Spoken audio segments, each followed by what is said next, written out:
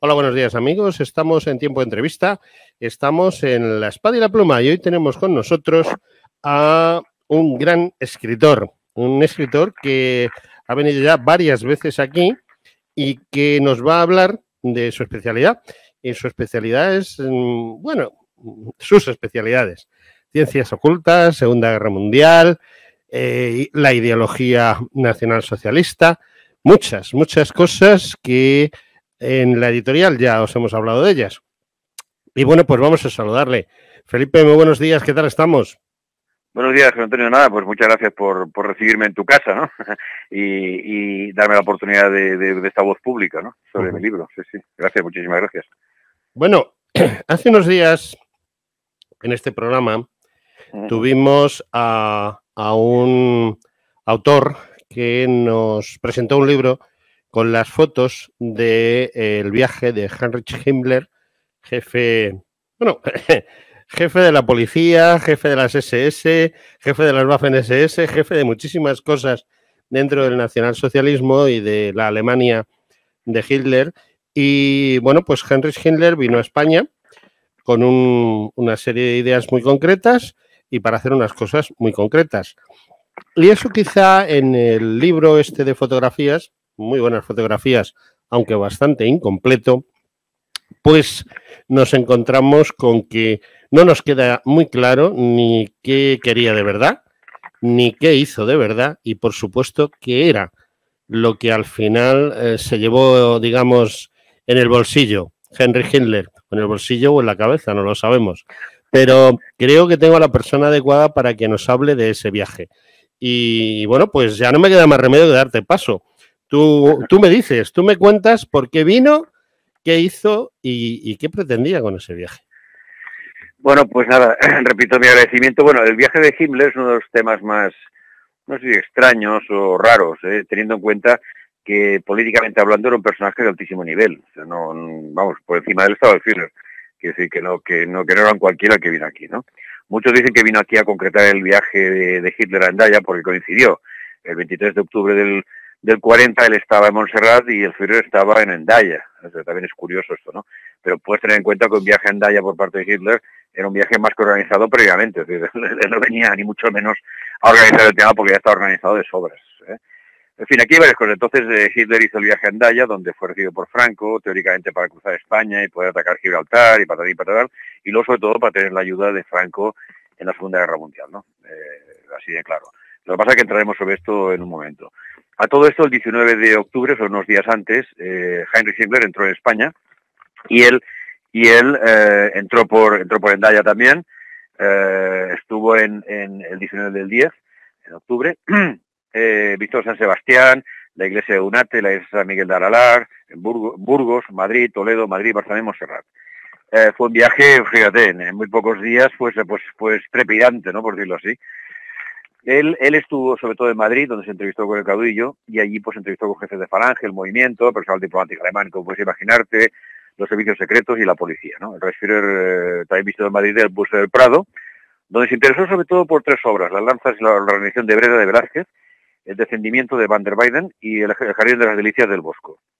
Eran tres cuadros muy curiosos, ¿no? Pero él mostró interés en ellos. También visitó el Museo Arqueológico de Madrid, donde quedó impresionado por la Dama de Elche. Os recuerdo que además la Dama de Elche, el original estaba en Francia, y gracias a Himmler y a sus gestiones pudo venir aquí el original, porque lo que vio es una réplica que estaba entonces en el museo. Por lo tanto, le debemos a Himmler que la Dama de Elche original del busto está aquí en España de nuevo, si no se hubiesen quedado los franceses, ¿no? Y luego visitó el Escorial, donde pidió poder ver las zonas, digamos, no abiertas al público, como el Panteón de los Reyes, o la Biblioteca Filipina, que no quiere decir que sea de las Filipinas, sino de Felipe II, ¿no? Con obras esotéricas y ocultistas. Él era un aficionado a todo esto y le interesaba, ¿no? Luego, yo creo que una de las partes importantes fue Toledo, donde realizó 4 visitas de importancia. Una fue el Alcázar, donde fue acompañado por Gerard Moscardó, vio las ruinas, vio cómo fue la batalla y tal. Luego estuvo en la Judería, donde quiso visitar alguna de las sinagogas. De las 10 que había en la Edad Media, pues quedaban 2 nada más, ¿no?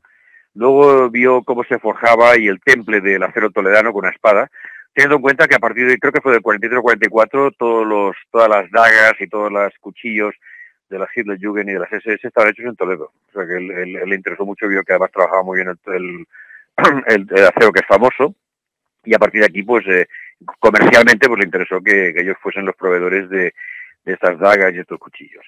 Y luego se interesó en la Catedral de Toledo en una cosa muy curiosa, que es el pez que está en transparente barroco de Narciso Tomé. Es una obra escultórica tremenda, donde se ven varios ángeles y uno de ellos sostiene un pez. Ese pez es muy curioso porque, según la leyenda, el día que caiga ese pez será el fin de los tiempos. Entonces fue ahí a ver esto, ¿no? Luego regresó a Madrid, también estuvo en las ventas, en fin, hizo un viaje bastante amplio, ¿no? A todo esto, el volver otra vez a Hitler, el 23 de octubre del 40 estaba con Franco en la estación de Hendaya. ¿Y por qué Führer se reúne con Franco en ese lugar? Estamos hablando de una estación ferroviaria, de una importancia relativa. Era una conexión con España, estoy de acuerdo, o con Francia, pero no sé, ¿por qué no se recibe a Franco en Berlín o a Hitler en Madrid? Es decir, ¿por qué una estación ferroviaria fronteriza? Que claro, es una cosa que a mí siempre me ha llamado la atención, ¿no? ¿Por qué? Claro, cuando empiezas a indagar te das cuenta que si bien Hitler sabía que con Franco pues poco había que hacer y como mucho consiguió la División Azul y sobre todo mucho tema logístico para los submarinos en Vigo y en el sur, y en Canarias, eso sí que lo consiguió y además fue muy bien. Él sobre todo quería visitar la iglesia de San Vicente con la Cruz de Hendaya, que es una iglesia que está muy cerca de la estación, y está la cruz del fin de los tiempos. Fíjate que se repite otra vez este epíteto con respecto al pez que decíamos antes de la Catedral de Toledo, ¿no? Con lo cual, bueno, hay una especie de nexo entre el viaje de uno y el viaje de otro. En cuanto a Himmler, si volvemos a él, Himmler llegó al aeropuerto Muntada Springs sobre las 12 del mediodía del 23 del 10.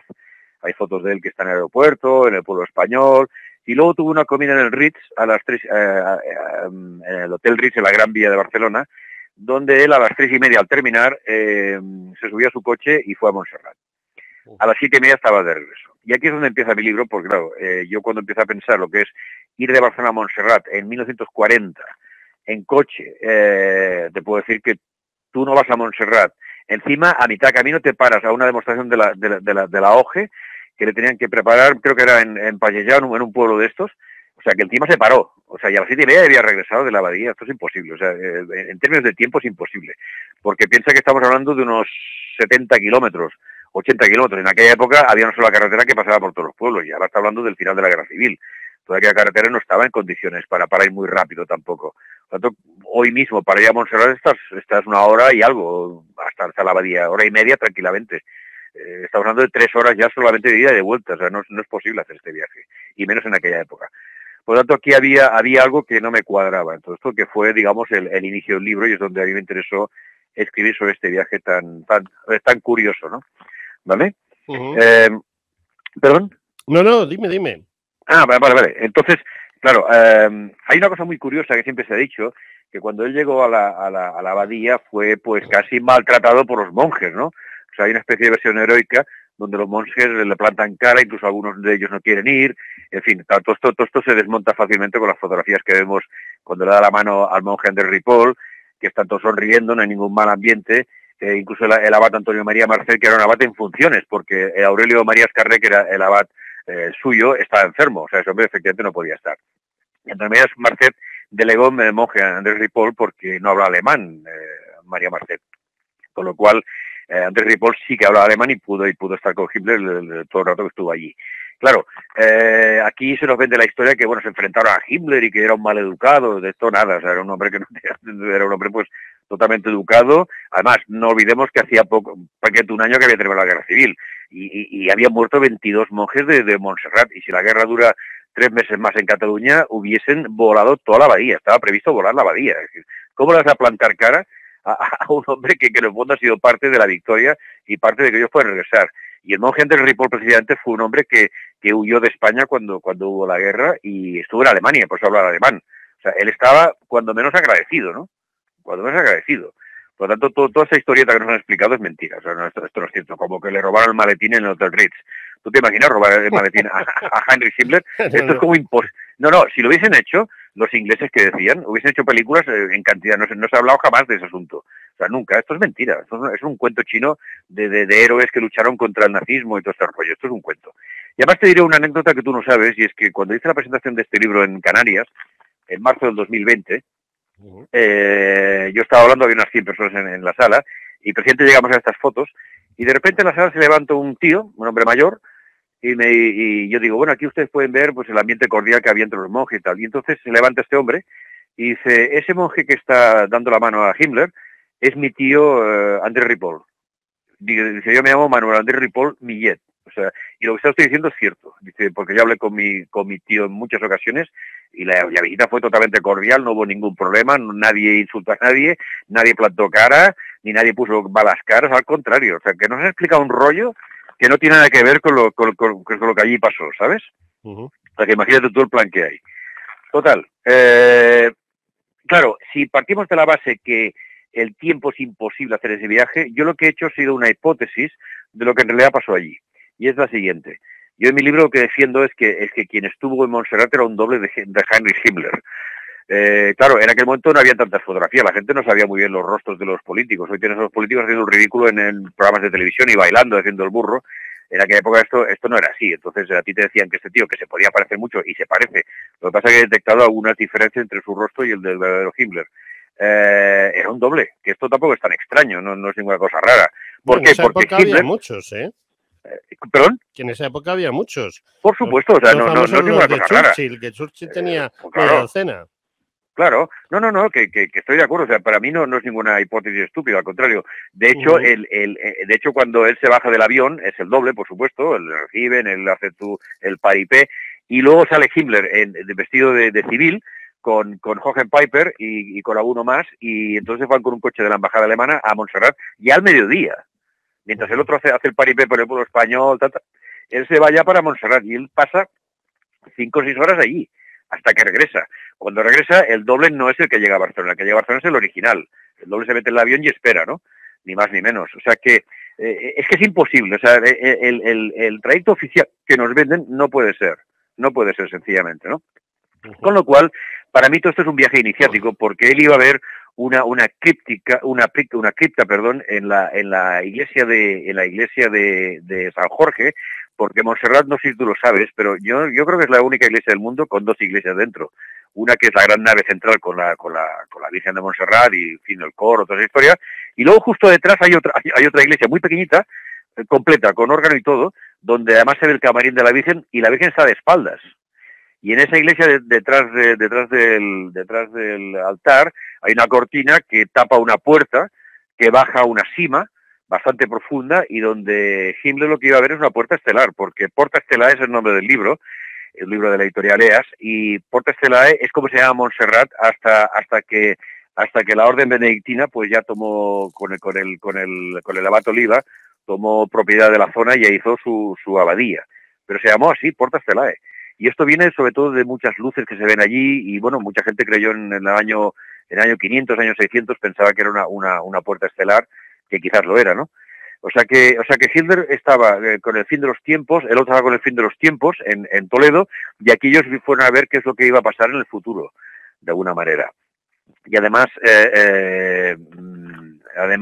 buscaban lugares con energía y capacidad de visión, es decir, ellos pudieron estar aquí. Por lo tanto, Himmler cumplió, digamos, con lo que él buscaba, que no era ni más ni menos que el poder estar aquí en este sitio. Y luego hay otra cosa muy curiosa, que si tú coges Hendaya y marcas una línea hasta Toledo, y luego otra línea hasta Montserrat y otra línea hasta Hendaya, hacer como un triángulo, tú ese triángulo lo unes en el centro y ¿sabes qué ciudad te aparece? Tudela.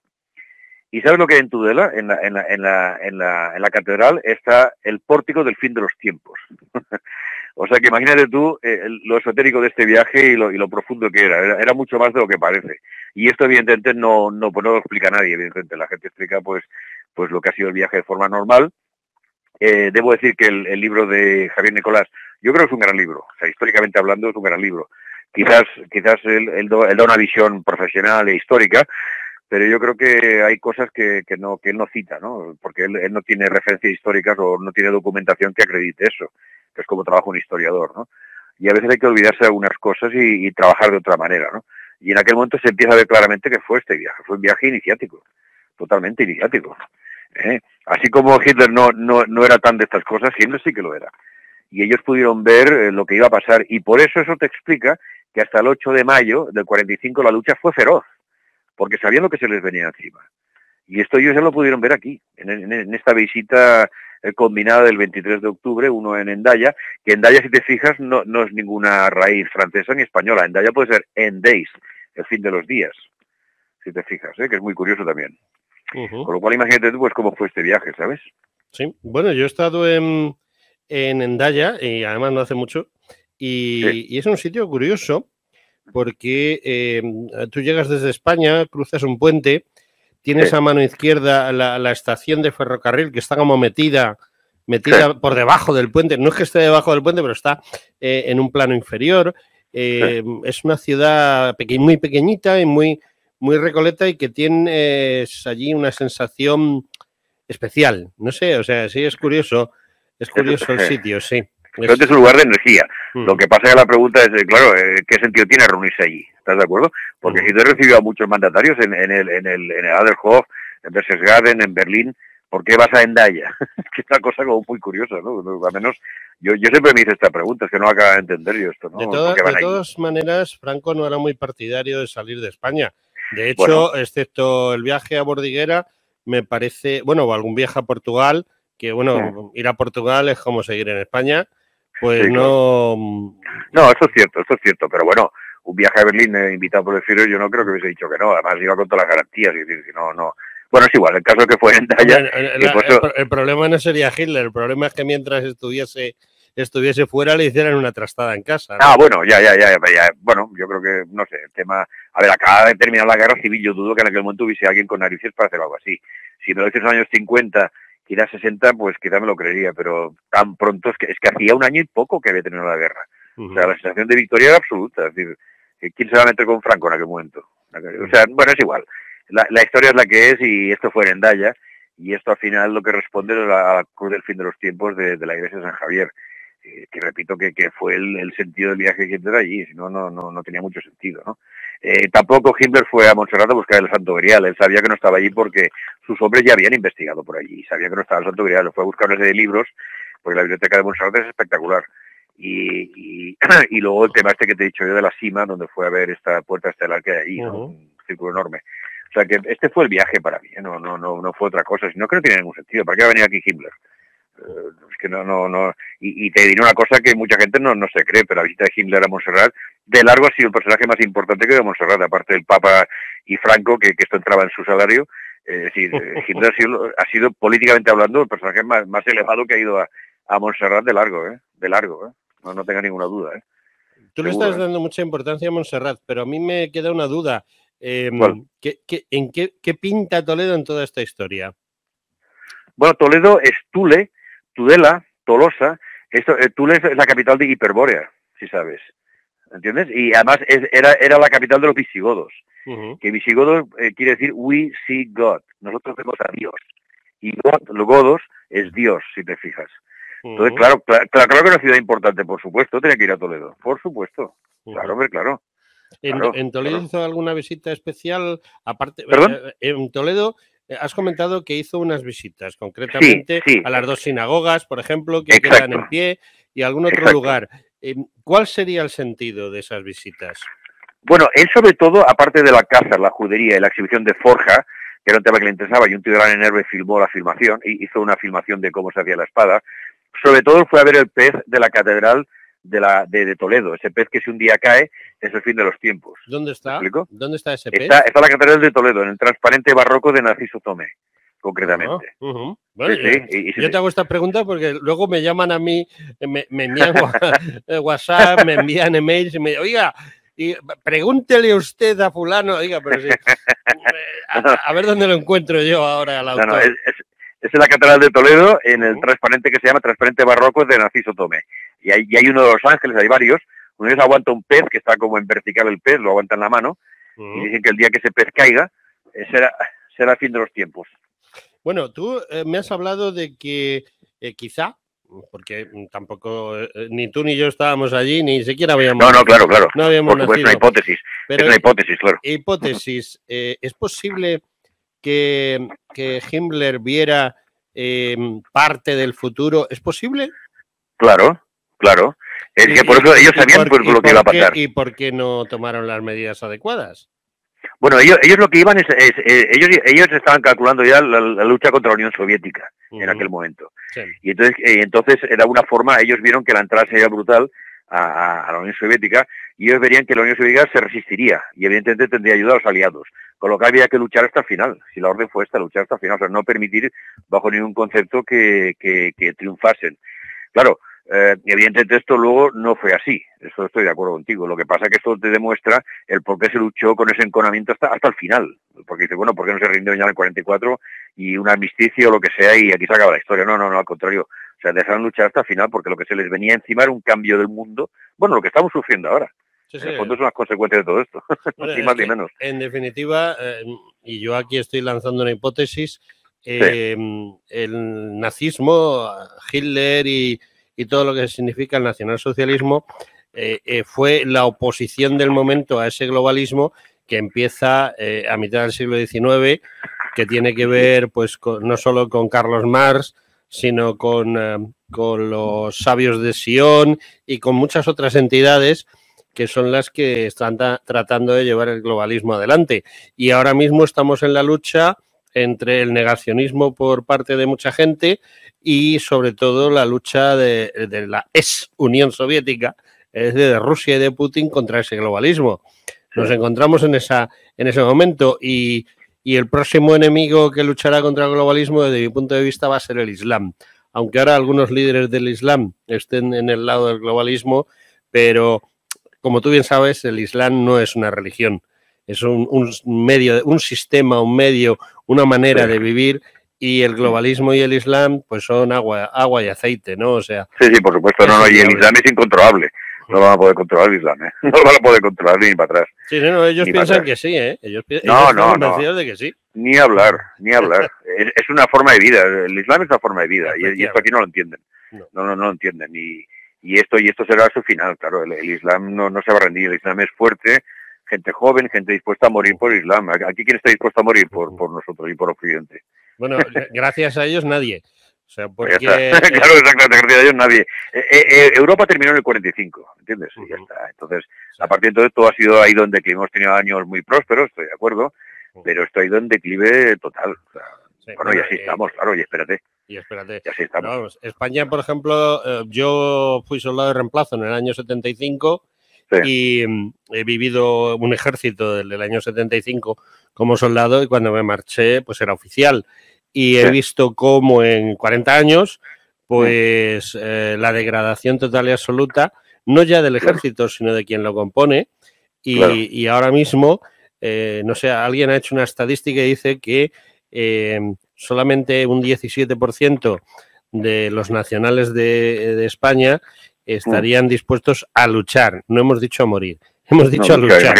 Imagínate, un 17%. O sea, un 17%, cuando yo estoy completamente convencido de que la gente con la que yo hice el servicio militar, y estamos hablando, yo soy del reemplazo de cuando murió Franco, o sea, la gente que hizo el servicio militar del 55 lo hizo en el 75, pues aunque había gente de ideas de izquierdas, de centro, de derechas, no mucha gente, pero sí algo, y luego la gente pues tenía una serie de sentimientos.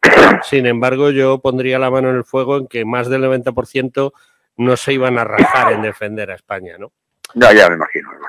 Es así, eso ha cambiado muchísimo gracias precisamente al globalismo. Bueno, por supuesto. Es muy interesante lo que nos has contado, pero la verdad es que al principio vamos a hablar de otro tema. Esto ha surgido un poco por esa conversación que yo te he forzado al hablar del libro de las fotos del viaje de Heinrich Himmler. Y bueno, estamos aquí para que tú me cuentes ese nuevo libro que tú pones en marcha. Háblame de él. Bueno, el nuevo libro ha sido un libro que he hecho como coautor con Tristán Casadepinós, que es otro escritor de Editorial EAS, y hemos hecho un libro que está presentado a la editorial que se llama Montecassino Ritual de Sangre. Entonces, no es un libro sobre la batalla de Montecassino, puesto que ya hay muy buenos y aquí, pues tanto Tristán como yo no vamos a aportar nada, sino que hemos ido a la parte no tan conocida de Montecassino y que provocó su destrucción, claro, porque no había que destruirlo para nada. Total, el caso es que en el libro lo que hemos planteado como dos historias, una es la parte del exorcismo, porque no te olvides que San Benito de Nursia, creador de la Orden Benedictina, no solamente es el patrón de Europa, y Europa empieza en Montecassino, sino que además es el patrón de los exorcistas. Y la cruz que utilizan los exorcistas es una cruz que diseñó el propio San Benito de Nursia. Imagínate. O sea, que está hablando de un personaje de primer nivel, ¿no? Y repito, patrón de Europa, o sea, que poca broma. Claro, entonces, al ser un símbolo de Europa y la destrucción de Europa es necesaria, como Dresde, como muchos sitios, que ahora es precisamente es el aniversario.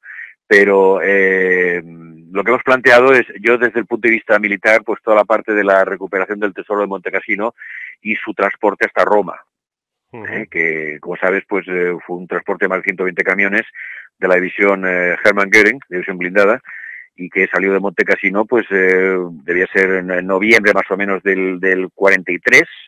La batalla empezó el 4 de enero del 44, con lo cual fue justo, y ahí se salvó hasta el propio cuerpo de San Benito de Nursia y de su hermana escolástica. Entonces, claro, esto son cosas muy interesantes que hay que saber, y bueno, se recupera una cantidad de papiros, de documentación antigua, códices, etcétera, que hubiese sido destruido sin ningún tipo de piedad. Claro, la destrucción de la abadía no era necesaria en absoluto, aunque los americanos digan o los aliados digan que allí había puestos de observación y tal de los paracaidistas y tal. De eso nada, porque además había una orden taxativa del ejército alemán de que los soldados estaban a 300 metros por debajo de la abadía. O sea, la abadía era totalmente religiosa, y además, en el supuesto que algún soldado alemán entrase en la abadía, iba desarmado, O sea, que no podía entrar con armas, o sea, que no tenía nada que ver. Lo que pasa es que había que destruir la abadía, ni más ni menos, ¿no? Otra entonces, obra del globalismo, digámoslo así. Sí, hombre, sí, claro. Es que además, ¿sabes qué pasa? Que en la montaña de Montecassino es muy curiosa, pues una zona es el Valle del Liri y hay muchas montañas. Claro, ¿por qué San Benito escoge esa en concreto, ¿no? Para poner ahí su primera capilla en aquel momento, como puedes imaginarte, una cosa muy pequeñita, y acaba siendo pues una de las más importantes de la Orden Benedictina, por no decir la más importante.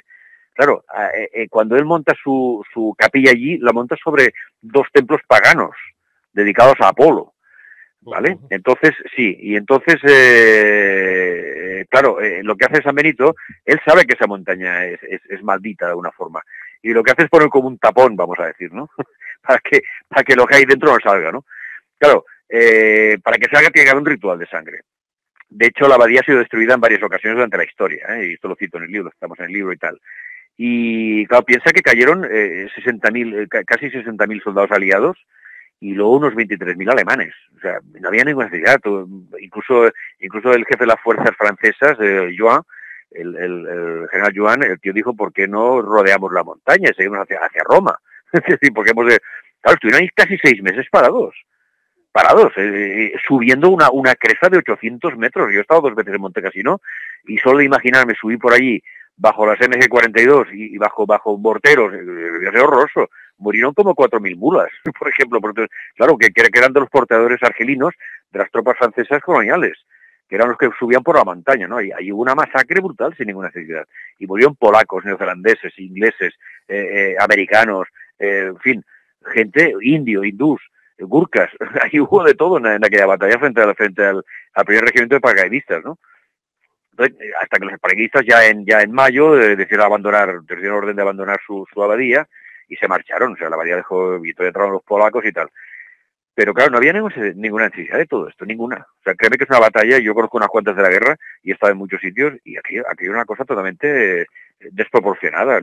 ¿Cómo vas a subir a pecho partido por aquella pendiente brutal? Que además es que no hay donde cobijarse. O sea, subes a pecho partido, créeme. Pues imagínate tú lo que fue aquello, ¿no? Pues los tíos van y luego, claro, hay un momento que corre la voz entre los ingleses de que sí, que hay observación. Entonces mandan a las fuerzas aéreas americanas a bombardear aquello, que ha sido el bombardeo más brutal en la historia sobre un solo edificio, que además pertenecía al Vaticano, que es un estado neutral, y se lo cargaron. Y ¿sabes una cosa? La escuadrilla que voló Montecassino iba detrás de un avión, que es el que hacía de guía, cuyo código militar era 666. Para tu información. Curioso. Es una casualidad, claro. Entonces, bueno, nunca se sabe las casualidades. Yo es que no creo en casualidades, como decía Roosevelt, es que no hay casualidades. Yo he estado viviendo en el 666 de la Diagonal durante 2 años. Pues estás condenado tú, ¿eh? Es la esquina ahora se llama Capitán Arenas, antes era Capitán Sí, Arenas, siempre yo he vivido allí al lado. Capitán yo vivía aquí en Manila, Arenas, yo vivía en Manila, Doctor Ferran, siempre al lado. Pues, al lado de la escuela oficial, de la residencia oficiales. Exactamente. Sí. La residencia oficiales es el 666 de la Diagonal. Es un número muy curioso, además, está frente a la Caixa. Las oficinas de la Caixa están justo enfrente. Sí, al lado, bueno, enfrente están enfrente. Arenas, sí.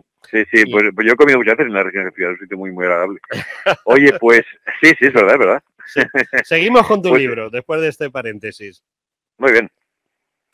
Vamos a ver que tú cuentas todo esto, pero realmente dais una idea de cuál, porque acabas de decir lo del 666 del avión guía, ¿no? Sí. ¿Cuál es el verdadero entre bambalinas de por qué pasa esto? Pues satanismo, satanismo solamente. Satanismo, claro, pero ¿quiénes son los papas del satanismo en este Hombre, caso? Yo no voy a decirlo. Ah, bueno. Pero tú lo sabes. Sí, yo lo sé, pero pues ya está. pregunto. Entonces yo no voy a decirlo.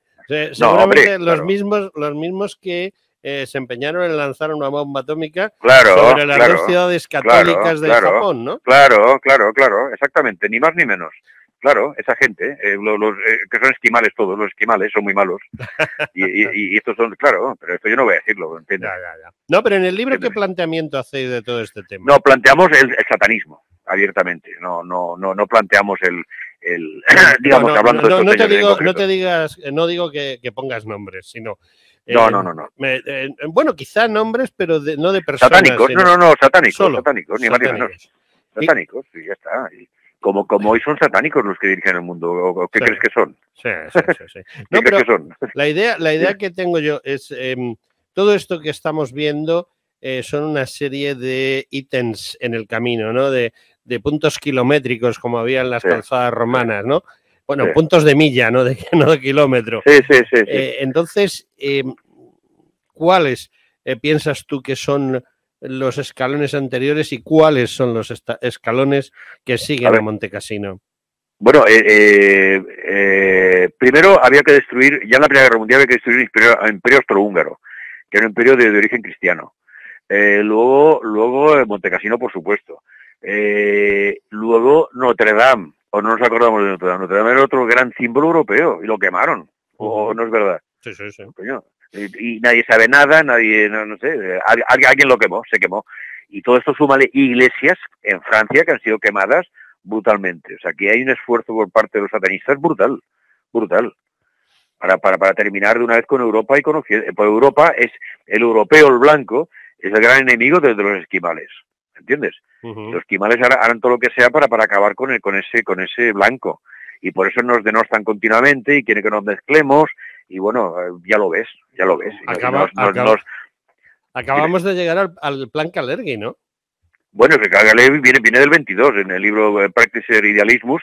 El tío dice que hay que mezclarse con asiáticos y con negros para crear una raza totalmente en desidia y que le importa un huevo todo y que no tiene historia, ¿me entiendes?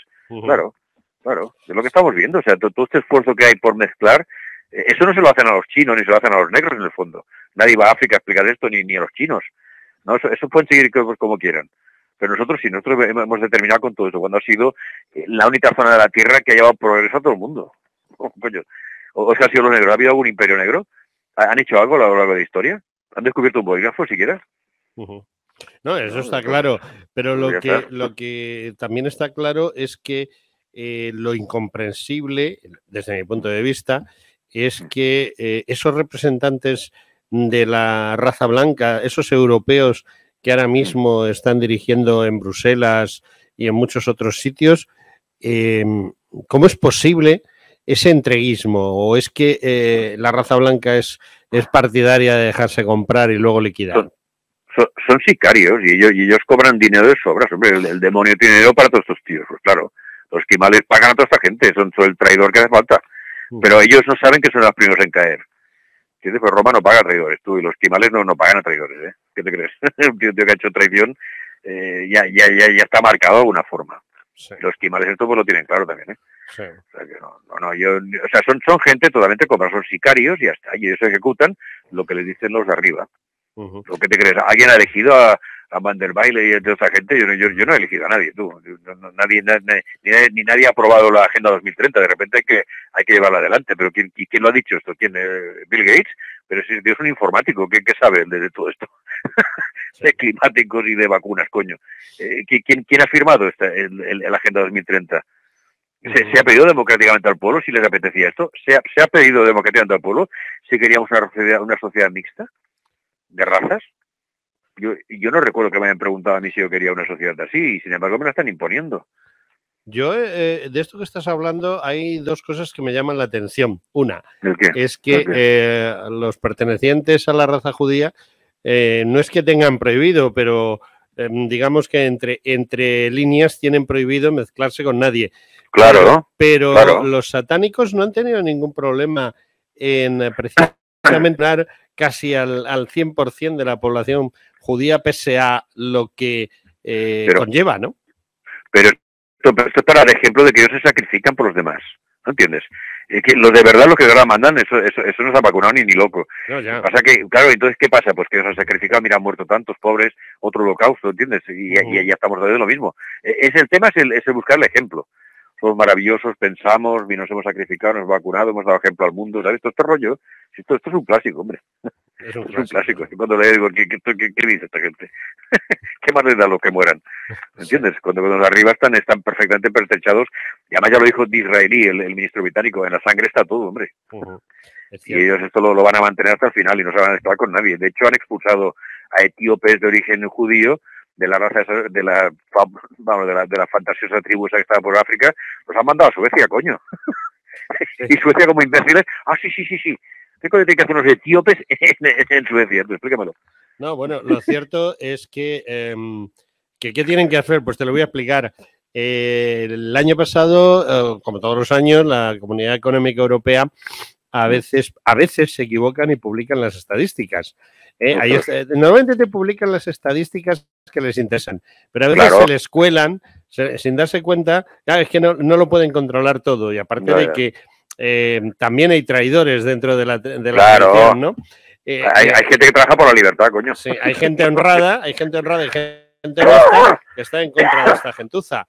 Entonces, en las estadísticas que salieron el año pasado acerca de crecimiento de la violencia, sobre todo de la violencia sexual.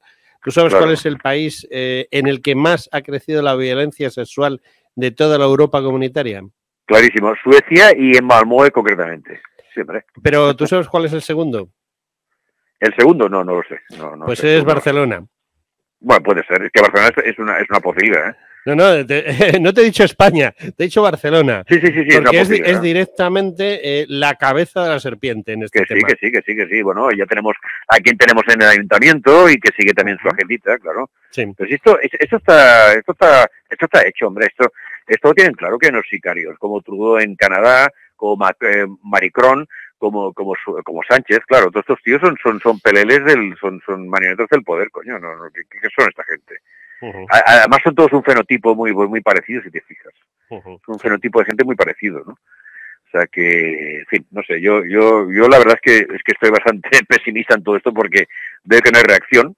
Sí. Aquí nadie va a jugársela y ya está. Entonces, bueno, pues mira, vamos hablando y hablando, lo tenemos claro, pero en el fondo nada. Nada. Y luego el ejército, la policía, que son los que están de verdad armados y que podrían hacer un frente, pues no, porque están bien, cobran bien, no tienen problemas, tienen economatos, oye tú, ¿para qué voy a pelear? ¿Entiendes? Ya está, y la mierda. No decir esto, pero es lo que yo veo, coño. Porque hay razones más que en la guerra civil para empezar una guerra aquí, coño. Y nada. Estate tranquilo que no, porque bueno, yo he entrevistado aquí a mucha gente, he entrevistado recientemente a un general retirado y hemos estado hablando de determinadas cosas. Y yo le he tirado un poquito de la lengua, ¿no? Y he llegado a una conclusión que no es que fuese nueva, es la misma conclusión que tengo desde hace 10 años, ¿no? Que si tú eres una persona que entras en las Fuerzas Armadas para servir a tu patria, pues puede ser que llegues a teniente coronel. Es decir, 3 estadios por debajo de verdaderamente quien puede mandar, ¿no? aunque siempre se les olvida a esta gente, a los satánicos, siempre se les olvidan dos cosas. Uno, las revoluciones no las hace el pueblo, sino la clase media. Clase media. Y lo cierto es que el poder militar, digámoslo así, no lo tienen los generales. Los golpes de Estado los dan los capitanes. Y si no, ahí tienes el ejemplo de Portugal, ¿no? Es decir, ¿quién dice en un momento dado? Porque el general sí es un señor que lleva un fajín y manda a mucha gente, ¿no? Pero él no manda directamente. Él da unas órdenes y luego hay una correa de transmisión. Y justo en el centro de la correa de transmisión, pues hay dos empleos dentro del ejército, de cualquier ejército, no del español, de cualquier ejército, que son los que parten realmente el bacalao, como antes. Lo que ejecutan, digamos. Los que ejecutan, que son a nivel jefe de compañía, o sea, normalmente un regimiento tiene 3, 4 compañías, o sea, hay un coronel que es el que manda el regimiento, pero los capitanes son los que dirigen las compañías. Y luego el capitán manda a la compañía, pero tampoco manda. Quien realmente manda suele ser el suboficial más antiguo, que suele ser un subteniente. Es decir, los golpes de Estado realmente los dan los capitanes con el apoyo de los subtenientes, ¿sabes? Y cualquiera me diga, usted está diciendo una tontería. Digo, no, cójase usted la historia y mire con tranquilidad. Sí, llega el general fulanito y da un golpe de Estado. Pero si los capitanes no mueven ficha, el general no se mueve nadie, claro. Efectivamente, hay una película muy curiosa, curiosa, que es esta de Dragón Rapiz. Es una película muy curiosa y hay en dos o tres ocasiones, y hay otra que también nos habla de cómo se prepara el golpe de Estado del 36 y sobre todo lo centra en Mola. Y cuando llega la hora de la verdad, quien entra en el despacho del que manda el cuartel, son 3 o 4 tíos que llevan 3 estrellas sobre la hombrera, pistola en mano, y le dicen al coronel, ¿nos vamos a sublevar o no? Y entonces... Sí, ya está, adelante, claro. El otro dice, bueno, pues sí que, pues vale, ¿qué vamos a hacerle? ¿No? Claro. Es así, y eso hay que haberlo visto desde dentro para conocerlo. Bueno, nos estamos quedando sin tiempo. Vamos a ver. ¿Qué me dices? ¿Qué pasa con tu último libro, el de Montecasino? ¿Está ya a la venta? No, está en la editorial. En ese momento el editor lo está viendo y hasta donde yo sé, pues la cosa va avanzando. Yo calculo que lo tendremos entre abril y mayo. O sea, para la Feria del Libro de Madrid. Seguramente. Esa es la idea, pero no puedo decirte más datos porque ya escapa a mi capacidad, ¿no? Pero sí, seguramente será para entonces. De acuerdo. Bueno, ¿más cosas en las que estés trabajando o vayas a trabajar? Bueno, yo en este momento lo que son libros, de momento ninguno, aunque estoy pensando, estoy dándole vuelta y estoy consiguiendo bastante información sobre la bomba atómica española, todo el proyecto Islero. Y es un tema que creo que es apasionante. Creo que España llegó más lejos de lo que nos dicen, como siempre, pero hubo intereses muy importantes americanos y de muchos sitios que lo cortaron todo, ¿no? Pero, y de ahí Carrero Blanco, en fin, todo lo que ya hemos sabido. Carrero Blanco subió al cielo con coche y escolta incluido. O sea, sí, todos. No todo el mundo. Joder, dentro de unos días, aprovecho para decirle a nuestros oyentes que dentro de unos días vamos a tener aquí una entrevista con precisamente una persona que está a fondo este tema y que ha puesto un libro. Está en Almuzara este libro, reciente, está calentito. Y de hecho yo he tenido el ejemplar para poder entrevistar al autor pues antes de que saliese a las librerías. Y el mismo autor me ha dicho que el libro está incompleto, lo que tú me estás diciendo, ¿no? Que hay cosas que no ha podido poner porque realmente, aunque certeza de qué han pasado, pero no se puede, ¿no? O sea, no puedes aventurar algo que no puedes probar, ¿no? Yo tengo una ventaja y es que yo escribo lo que es novela histórica, por lo tanto yo sí que tengo unas capacidades de poner cosas que, bueno, no es historia, ¿me explico? Pues os pongo en contacto porque los dos vivís muy cerquita. Pues siempre, cuando quieras. Sí, los dos vivís allí en Barcelona, aunque este autor no es de Barcelona, pero bueno, digamos que se autoexiliado allí Lo normal es que la gente se pues vaya sitio, lo normal es largarse de aquí. Lo normal es que la gente se exilie de Barcelona a Madrid. Por supuesto, Bueno, ¿qué es lo que hice yo? ¿Qué es lo que hice yo? Yo me exilié de Barcelona, yo no vivo en Barcelona ciudad. No, ni hablar. Sí. Pero que no, yo encantado, cuando quieras, sí, será un placer. Pero estoy trabajando esto, estoy sacando bastante información y luego hay un tema que no se habla mucho, es el tema alemán, que por en medio hubo, porque se trabajó con tíos muy buenos alemanes. En un principio. Luego Francia, que fue la que luego montaron Vandellós, donde además había tema de uranio paramilitar y esa historia, ¿no? Y plutonio. Que, es muy interesante. Bueno, además apenas conocido, ¿no? Sí. Donde entran pues Suárez, Calvo Sotelo, hay mucha gente que está por el medio. Aparte Franco, claro, en su momento, ¿no? Pero es muy interesante. Y Carrero Blanco, sí, ya lo creo. Ya lo creo. En fin, no sé, es una idea que tengo y estoy recopilando información, hablando con gente y a ver qué hago. No lo sé todavía, es muy prematuro, pero me gustaría mucho escribir sobre eso, la verdad es que sí. Pues ya te digo que el tema recientemente tratado, con lo cual te abre una puerta a que la gente quiera más, porque claro, este hombre tiene en el libro que ha hecho, es muy interesante porque da muchísimos datos, pero llega un momento en que dice, no puedo seguir hablando. Ya lo sé, ya. Porque no tengo, o sea, tengo los datos, pero no tengo el respaldo de los datos. Pero es cuando entro yo con mis licencias. Efectivamente, la licencia de novelista. Claro, novelista hace una novela, pues es una novela, ¿no? Ya está. Pues nada, nos hemos quedado ya sin tiempo y no me queda más remedio que despedirte.